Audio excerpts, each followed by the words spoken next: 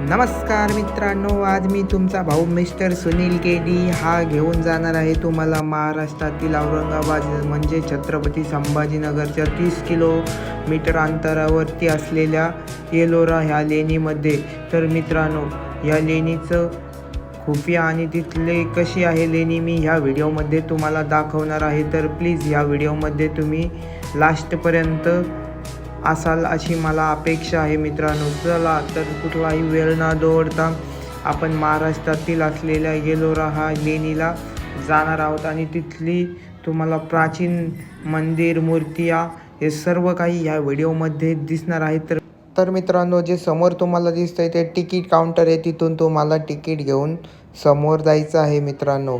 तर ह्या काउंटरवरून तुम्हाला एक टोकन भेटेल, ते टोकन घेऊन तुम्हाला पुढे जायचं आहे.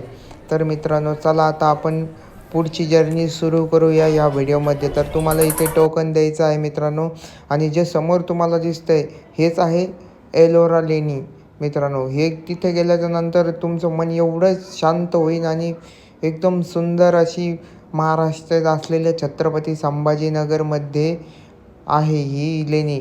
तर मित्रांनो, चला सगळ्यात पहिलं लेणीच्या पहिल्याच द्वारावरती तुम्हाला गौतम बुद्धांची मूर्ती दिसेल आणि त्याच्या चहूबाजूला बुद्धांवरती फुलं टाकताना असे हे मूर्तीमध्ये चिन्ह दिसतील मित्रांनो. आणि इथलं जे वातावरण आहे ते खूपच सुंदर आहे मित्रांनो. वरती बघू शकता तुम्ही किती खतरनाक पद्धतीने डिझाईन बनवली असेल मित्रांनो.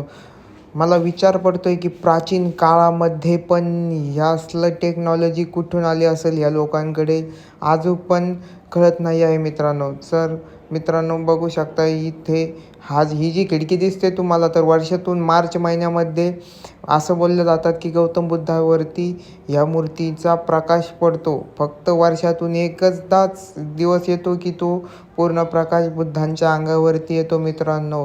तर टेक्नॉलॉजीमध्ये पण किती खतरनाक असेल आपला देश त्यावेळेस कळतं मित्रांनो. हे टेक्चर बघून तर खूपच खतरनाक असं वाटतं मित्रांनो. म्हणजे ही लेणी बनवली तर असेल कुणी, कशी आणि काय बनवली असेल काहीच कळत नाही मित्रांनो.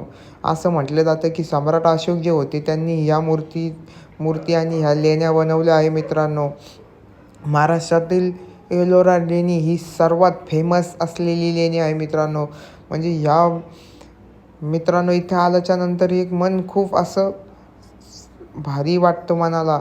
तर मित्रांनो, हे काही दिलेली माहिती आहे ह्या बोर्डवरती, तर ते तुम्ही तिथे गेल्याच्या नंतर वाचू शकता मित्रांनो. जसं जसं आपण पुढे जातो तर आपल्याला